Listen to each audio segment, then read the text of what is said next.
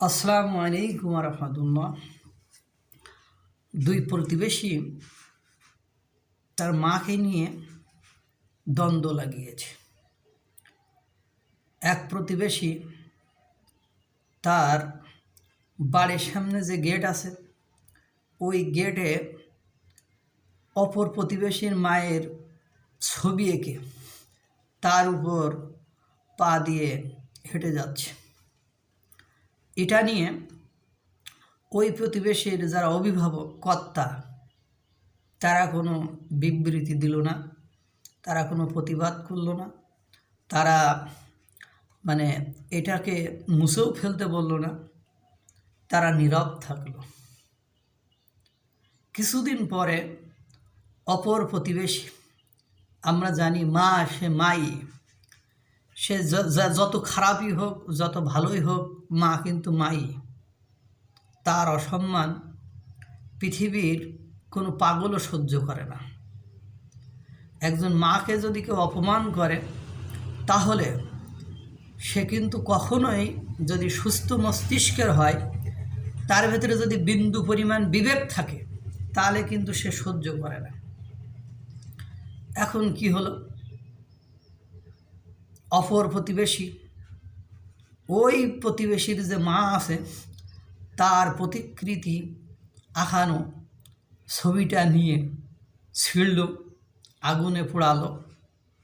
এটা নিয়ে যে প্রতিবেশী প্রথমে ছবি বা প্রতিকৃতি এঁকেছিল সে কী করলো, আপনার প্রতিবাদ করলো, সে আন্দোলন করলো, সে এলাকার সমস্ত লোককে একত্রিত করে প্রোপাগান্ডা ছড়ালো যে ওই দেখো আমার মায়ের ছবি, আমাদের সম্মানের ভালোবাসার জিনিসটাকে সে কিভাবে পুড়িয়ে দিল, কিভাবে ছিঁড়ে দিল। বাংলাদেশের অধিকাংশ সালিশগুলোতে গেলে বা যে কোনো দেশের সালিশগুলোতে গেলে দেখবেন মানুষ যখন সালিশ করে না তখন অধিকাংশ সালিশে যারা উপস্থিত থাকে তারা এক পক্ষের বক্তব্য শুনে মতামত দিয়ে আসে। যেমন তোর মাকেও পুড়িয়ে দিয়েছে, তোর মার প্রতিকৃতি পুড়িয়ে দিয়েছে, তেমন কত বড় বেয়াদব, ওর শাস্তি হওয়া দরকার। কিন্তু এটা কখনো খতিয়ে দেখে না যে তোর মাকে সে পোড়ালো কেন, বা তোর মায়ের প্রতিকৃতি সে পোড়ালো কেন, বা এর ব্যাকগ্রাউন্ডটা কী ছিল, এটা কখনো দেখতে চায় না। আবার আমরা কেন এই শত্রুতা করি, আমি প্রায় একটা গল্প বলি যে বড় যুদ্ধের পরাজয় হয় কিন্তু ছোট কোনো কারণে, বড় সম্পর্কের পরিবর্তন হয় কিন্তু ছোট কোনো কারণে।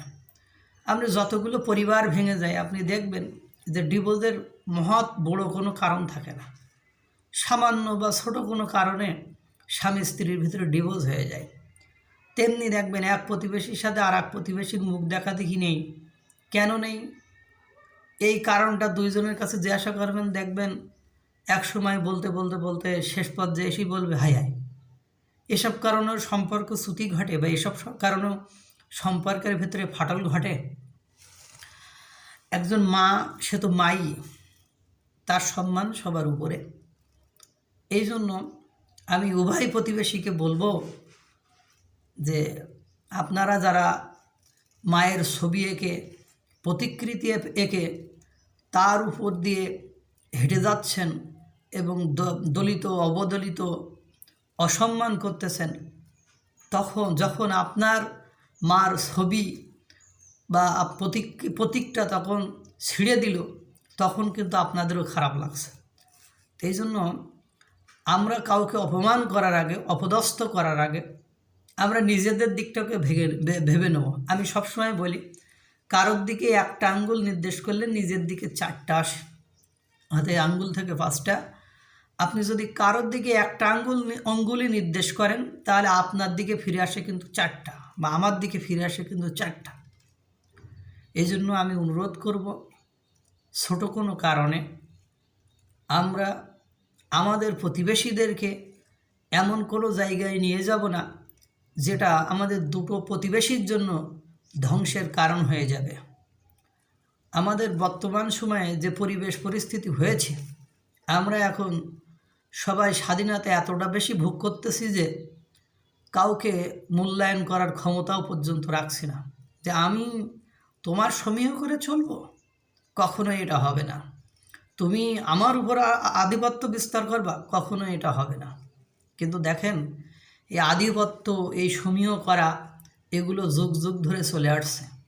আমি আপনি যদি হঠাৎ করে পরিবর্তন করতে চাই, তাহলে কিন্তু এটা পারবো না, বরং হিতের বিপরীত হবে। সম্পর্কটা গভীর করে নিজেদের ভেতরে কিভাবে সমস্যাটা সমাধান করা যায়, একজন আর একজনের মাকে অপমান করে রক্তক্ষয়ী সংঘর্ষের দিকে না যাওয়াটাই আমার কাছে উত্তম বলে মনে হয়। আল্লাহ তাআলা সকলকে ভালো রাখুক, সুস্থ রাখুক। আসসালামু আলাইকুম ওয়া রাহমাতুল্লাহ।